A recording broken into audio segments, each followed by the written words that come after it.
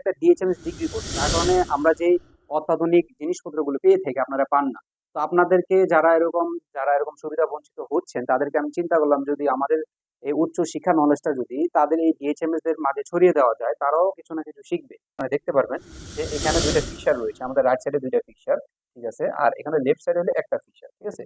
আর এই ক্লাস 10 পড়াশোনা করে ডিএচএমএস এ ভর্তি হয়েছেন, তাদের আসলে ওরকম বেসিক নলেজটা ক্লিয়ার থাকে না, যার কারণে আপনারা এরকম বিভিন্ন ক্লিনিক্যাল প্রেসক্রিপশন করতে পারেন না, বিভিন্ন রোগীদেরকে ট্রিটমেন্ট করতে গিয়ে ভুল চিকিৎসা দিয়ে থাকেন।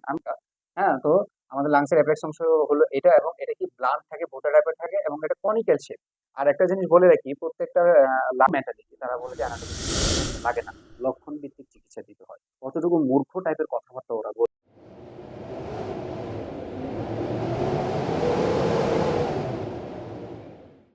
আসসালামু আলাইকুম রহমতুল্লাহ বরাকাতু। কেমন আছেন বন্ধুরা? আশা করি সকলে ভালো আছেন। প্রতিবারের মতো এবারও একটা শিক্ষণীয় টপিক নিয়ে এসে বললাম। আমি বলেছিলাম আপনাদেরকে প্রতিবারই ফ্রি কিছু আমি আপনাদেরকে ক্লাস নেব, সেটা হলো আপনাদের বেসিক অ্যানাটমি ফিজিওলজির উপর। তো যারা এরকম ডিএচএমএস আছেন তাদের কাছে দেখা যায় এরকম ভিসেরা থাকে না। আমরা তো মানুষ নিয়ে, অর্গান নিয়ে পড়াশোনা করি, বিভিন্ন রিয়েল অর্গান আমাদের সরকারিভাবে আমাদেরকে দিয়ে দেওয়া হয় শিক্ষার জন্য। কারণ আমাদের এই কোর্সটা হলো এমবিবিএস সমমান কোর্স। আর যারা ডিএচএম আছেন তারা এরকম ক্লাস 10 পড়াশোনা করে এরকম ঢুকে যাইতেছেন, তাদের জন্য এটা একটা ডিএচএমএস ডিগ্রি কোর্স, যার কারণে আমরা যেই অত্যাধুনিক জিনিসপত্রগুলো পেয়ে থাকি আপনারা পান না। তো আপনাদেরকে যারা এরকম সুবিধা বঞ্চিত হচ্ছেন তাদেরকে আমি চিন্তা করলাম, যদি আমাদের এই উচ্চ শিক্ষা নলেজটা যদি তাদের এই ডিএচএমএস দের মাঝে ছড়িয়ে দেওয়া যায়, তারাও কিছু না কিছু শিখবে।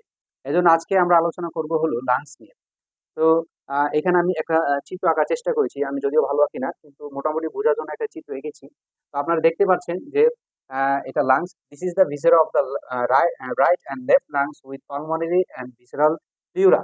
তো এইখানে একটা রাইট লাংস আছে, একটা লেফট লাংস আছে, এবং এখানে একটা ভিসেরাল প্লিউরা কি বললাম, যে এখানে একটা পর্দা রয়েছে যেটাকে কাভার আপ করে, সেটা হলো প্লিউরা। ঠিক আছে, অর্থাৎ ফুসফুসের যে আবরণের নাম সেটা কি, সেটা হলো প্লিউরা। এখন হলো যে আমরা এটা যদি অ্যানাটমিক্যাল পজিশন দিই, যে এটাকে আমরা কিভাবে অ্যানাটমিক্যাল পজিশন বলি। আসলে ডিএইচএমএস এরকম এগুলো এরকম পড়া হয় না, তাদের কিছু শর্ট অ্যানাটমি ফিজিওলজি বই ধরিয়ে দেওয়া হয়। তো তাদেরকে যদি আমি এখানে বোঝানোর চেষ্টা করি আমাদের অ্যানাটমিক পজিশন গুলা, যে এখানে ব্লান্ট অ্যাপেক্স ডিরেক্টেড আপওয়ার্ডস, এখানে ব্লান্ট অ্যাপেক্স রয়েছে, সেটা হলো directed upwards and it is conical shape. তো ব্লান্ট অ্যাপেক্স কি, এই যে এই জিনিসটাকে বলা হয় অ্যাপেক্স। হ্যাঁ, ঠিক আছে। তো আমাদের যখন রিপোর্ট দিবে, রিপোর্টের মধ্যে বিভিন্ন প্রবলেম গুলা হতে পারে, এরকম বলতে পারে যে অ্যাপেক্স এর, হ্যাঁ, লাংস এর অ্যাপেক্স এর দিকে কোনো একটা প্রবলেম হচ্ছে, তখন আপনি কিভাবে বুঝবেন? যদি লাংস অ্যাপেক্স এটা যদি না বুঝেন যে আমাদের লাংস এর অ্যাপেক্স অংশটা কোনটা, হ্যাঁ, তো আমাদের লাংস এর অ্যাপেক্স অংশ হলো এটা, এবং এটা কি ব্লান্ট থাকে, ভোটার টাইপের থাকে, এবং এটা কনিক্যাল শেপ। আর একটা জিনিস বলে রাখি, প্রত্যেকটা লাংস এর এটা একটা পিরামিডিক্যাল শেপ আকারে থাকে। তারপর আমাদের যে সেকেন্ড অ্যানাটমিক্যাল পজিশন, সেটা হলো আপনার যে semilunar and concave base lies inferiorly. Semilunar and concave base lies inferiorly. Base কোন জায়গাটা, সেটা হলো বেস বলা হয় নিচের জায়গাটা, অর্থাৎ আমাদের লাংসের এই জায়গাটাকে বলে বেস। এবং এটা সেমিলুনার এবং কনকেভ, হ্যাঁ, এটা কনকেভ টাইপের, এবং এটা ইনফিরিয়রলি লাইস ইনফিরিয়রলি। একটা কি বলছিলাম যে সুপিরিয়রলি, সুপিরিয়রলি উপরে, ইনফিরিয়রলি হলো নিচে। আগে আমাদের সাইড ডিটারমিনেশন শিখতে হবে। উপরে কি সুপিরিয়রলি, নিচে কি ইনফিরিয়রলি। ঠিক আছে, তো এইখানে আমাদের ইনফিরিয়রলি কি আছে, সেটা হলো বেজ অংশ আছে। এখন আমার রিপোর্টে যদি বলে যে ইনফিরিয়র, লাংসের ইনফিরিয়র সাইডে এই জায়গাটা হয়েছে, এখন আমি ইনফিরিয়র জিনিসটাই জানি না। ঠিক আছে, অনেক ডিএইচএমএস বন্ধুরা আছেন এরকম সাইড ডিটারমিনেশন না জানার কারণে আপনারা শনাক্ত করতে পারেন না। তো এই জিনিসগুলো আপনাদেরকে আমি আরো বুঝিয়ে দেওয়ার চেষ্টা করছি। আম, যে এখানে আমাদের ইনফিরিয়রলি থাকে কি বেস, এবং পরবর্তীতে আমাদের যে অ্যানাটমিক্যাল পজিশন সেটা হলো thick and ill defined posterior border lies posteriorly. Posteriorly কি, থিক অ্যান্ড ইল ডিফাইন্ড, এই জায়গাটা একটু ঠিক থাকে। এই যে দুই জায়গা লাংসের মধ্যে এই জায়গাটা কি একটু ঠিক থাকে, এবং ইল ডিফাইন্ড, এবং লাইস পোস্টেরিয়রলি, অর্থাৎ পোস্টেরিয়র দিকে থাকে। এটা হলো অ্যান্টেরিয়র সাইড, এই লাংসের এখানে হলো অ্যান্টেরিয়র সাইড, এটা হলো কি পোস্টেরিয়র সাইড। তাই এই জায়গায় পোস্টেরিয়র সাইডটা কি একটু থিক অ্যান্ড ইল ডিফাইন্ড থাকে। এবং তার পরবর্তীতে হলো root of the lungs medially, root of the lungs lies medially. Root of the lungs কি, আমি একটা চিত্র দেখিয়ে দিচ্ছি। এই যে দেখেন যে এখানে আপনাদের মিডিয়ালি একটা রুটস অফ দ্য লাং থাকে, এখানে বিভিন্ন ধরনের গ্রেট ভেসেলস গুলো আসা যাওয়া করে। তো এগুলো খুবই গুরুত্বপূর্ণ ভূমিকা পালন করে, যে আমি যদি না জানি যে আমাদের লাংসের ভিতরে কোন কোন ভেইন গুলা এবং আর্টারি গুলা বের হচ্ছে, ঢুকছে, তখন আমি শনাক্ত করতে পারবো না যে আমার এখানে কেন পেইন হচ্ছে। কারণ এখানে বিভিন্ন ভেইন আর্টারি আমার অন্যান্য অর্গানের সাথে যুক্ত থাকে। তো এগুলো আপনাদের জানা থাকতে হবে। ঠিক আছে, তারপর এখানে আমরা যদি দুটা লাংসের মধ্যে ডিফারেন্সিয়েট করি, তো এখানে যদি দেখতে পারবেন যে এখানে আমি রাইট লাং, এখানে হলো left lung. Right and left, এই যে আমি যদি এখানে দাঁড়াই, আমার এটা কি লেফট লেফট সাইড, আর এটা হলো কি রাইট সাইড। তো এখানে দুইটা ভাগ করলে আমাদের অনেকে বলে কি আমার ওই যে হার্টে ব্যথা করছে, হার্টের কথা বলে এখানে না। আরে ভাই, মানুষ বুঝেও না, জানো না যে কোন সাইডে হাড়টা থাকে। আমাদের হাড়টা থাকে বাম দিকে, ঠিক আছে? আমাদের বাম দিকে যদি কোনো ধরনের ব্যথা অনুভব হয়, তখন বুঝতে হবে যে আমাদের কোনো ধরনের প্রবলেম হয়তো হার্টের মধ্যে রয়েছে, ঠিক আছে?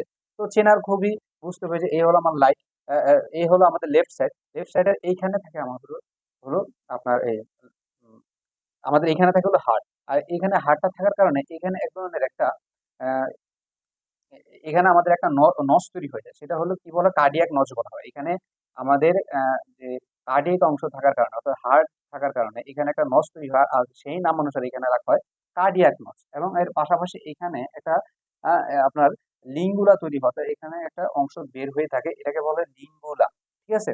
তো এখানে আমি কিছুটা চিনিয়ে দিলাম। আর এটা হলো আমাদের ট্রাকিয়া, অর্থাৎ এখান থেকে আমাদের শ্বাস প্রশ্বাস আসা যাওয়া করে এবং দুইটা ভাগে ভাগ হয়, ব্রঙ্কিয়াল, দুইটা ব্রঙ্কিয়াল সাইডে ভাগ হয়ে যায়। এবং এখানে যদি দেখতে পারেন যে এই যে আমাদের লাংসটা রয়েছে, এই লাংসের এবং এই লাংসের মধ্যে কিছু পার্থক্য দেখি। পার্থক্য কি? যে আমাদের রাইট লাংসকে দুইটা ফিশার দ্বারা ভাগ করা হয়েছে এবং আমাদের লেফট লাংসকে একটা ফিশার দ্বারা ভাগ করা হয়েছে। যখন লেফট লাংকে একটা ফিশার দ্বারা ভাগ করা হয়েছে সেটা হলো অবলিক ফিশার, ঠিক আছে? অবলিক ফিশার দ্বারা ভাগ করলে একটা হলো আপার লোব আর একটা হলো লোয়ার লোব, ঠিক আছে? আর এখানে যখন দুইটা ফিশার দ্বারা ভাগ করেছে, একটা হলো হরিজন্টাল ফিশার আর একটা হলো অবলিক ফিশার। এখানে আবার তিনটা ভাগ হয়ে গেছে, একটা হলো আপার লোব, একটা হলো মিডিয়াল লোব, একটা হলো লোয়ার লোব।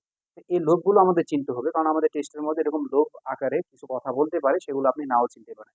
এজন্য আপনার জেনে রাখা দরকার, ঠিক আছে? তারপর এখানে যে আমরা যদি দুইটা পার্থক্য করি যে কি কি পার্থক্য রয়েছে, এখানে আমরা যদি ডিফারেন্সিয়েট করার চেষ্টা করি, তাহলে আপনারা দেখতে পারবেন যে এখানে দুইটা ফিশার রয়েছে, আমাদের রাইট সাইডে দুইটা ফিশার, ঠিক আছে? আর এখানে লেফট সাইডে হলে একটা ফিশার, ঠিক আছে? আর এখানে নো কার্ডিয়াক নচ, আমাদের এখানে রাইট সাইডে কোনো ধরনের হার্ট নাই, এখানে কোনো ধরনের কার্ডিয়াক নচ নাই, ঠিক আছে? কোনো ধরনের কার্ডিয়াক নচ নাই, নচ রয়েছে শুধু লেফট সাইডে, কারণ এখানে আমাদের হার্ট থাকে। আর কি এই যে এখানে এটা কার্ডিয়াক নচ, আর এটা লিঙ্গুলা, এখানে কি একদম একটা লিঙ্গুলা থাকে যেটা বদ্ধ অংশ, কিন্তু লেফটের দিকে আমাদের কোনো লিঙ্গুলা থাকে না। এই হলো ডিফারেন্সিয়েট, আমি বুঝিয়ে দেওয়ার চেষ্টা করেছি। আমাদের লাংসের যে আপনার সেকেন্ড পার্ট, ঠিক আছে? আমরা সেকেন্ড পার্ট আবার নিয়ে আসবো, খুব গুরুত্বপূর্ণ টপিক থাকবে এখানে। আমরা হোমিওপ্যাথি মেডিসিনে রিলেশন করার চেষ্টা করব। আমাদের অনেক হোমিও ডাক্তাররা এরকম বলেন যে আসলে যারা এরকম একটু লো মেন্টালিটি, তারা বলে যে অ্যানাটমি ফিজিওলজি আমাদের লাগে না, লক্ষণ ভিত্তিক চিকিৎসা দিতে হয়। কতটুকু মূর্খ টাইপের কথাবার্তা ওরা বলে, কতটুকু ভয়ানক! আজকে এত বড় একটা অত্যাধুনিক মানে এত আধুনিক অবস্থা হয়ে যদি আপনার মুখ দিয়ে যদি এসব কথাবার্তা বের হয়, তাহলে আমাদের হোমিওপ্যাথির উপর মানুষের কিভাবে আস্থা থাকবে, ভরসা থাকবে? B B smart and B classical, ঠিক আছে? স্মার্ট হওয়ার চেষ্টা করেন। হ্যাঁ, আপনার যদি জ্ঞানের নলেজ ওরকম থাকে, আপনি তাদের সামনে গিয়ে ওইভাবে কথাবার্তা বলতে পারবেন। তো আসলে আমাদের এই যে চিকিৎসা পদ্ধতি, আমাদের যে পড়াশোনা, সেটা হলো এমবিবিএস লেভেলের এবং এটা 6 বছরের কোর্স, ঠিক আছে? তো এখানে আমাদের সরকার আমাদের এই কোর্সটাকে এখন মেডিসিন বিভাগে নিয়ে নিয়ে গেছে, আমাদের ঢাকা ইউনিভার্সিটির মেডিসিন অনুষদে নিয়ে নিয়েছে। তো আমাদের এখন আমাদের পড়াশোনা আরো স্ট্রিক্ট হতে চলতেছে। তো এখানে আপনাদেরকে আমি, যারা এরকম দেখা যায় ক্লাস 10 পড়াশোনা করে ডিএইচএমএস এ ভর্তি হয়েছেন, তাদের আসলে ওরকম বেসিক নলেজটা ক্লিয়ার থাকে না। যার কারণে আপনারা এরকম বিভিন্ন ক্লিনিক্যাল প্রেসক্রিপশন করতে পারেন না, বিভিন্ন রোগীদেরকে ট্রিটমেন্ট করতে গিয়ে ভুল চিকিৎসা দিয়ে থাকেন। আমি তাদের বেসিকটা ক্লিয়ার করার জন্য আমি উদ্যোগটা নিয়েছি যে আমাদের সকল ডিএইচএমএস যারা আমরা যারা বিএইচএমএস এ আছি, আমরা তো জানি আল্লাহর রহমতে হিউম্যান বডি নিয়ে পুরোপুরি জানি আল্লাহর রহমতে, আল্লাহ জানায়। কিন্তু যারা ডিএইচএমএস আছে তারা এরকম পরিপূর্ণ জানতে পারে না। তো তাদেরকে এরকম ভাবলাম যদি এই কোর্সগুলো করানো যায়, তখন তাদের বেসিক গুলো ক্লিয়ার হবে। আশা করি তারা আমাদের গ্রামের আশেপাশে যারা থাকে তাদেরকে খুব সুন্দরভাবে ট্রিটমেন্ট দিতে পারবে। তো আশা করি ভিডিওটা খুব উপকার এসেছে। সেকেন্ড পার্ট আমরা আনছি। আমাদের পাশে থাকুন, সুস্থ থাকুন। আসসালামু আলাইকুম।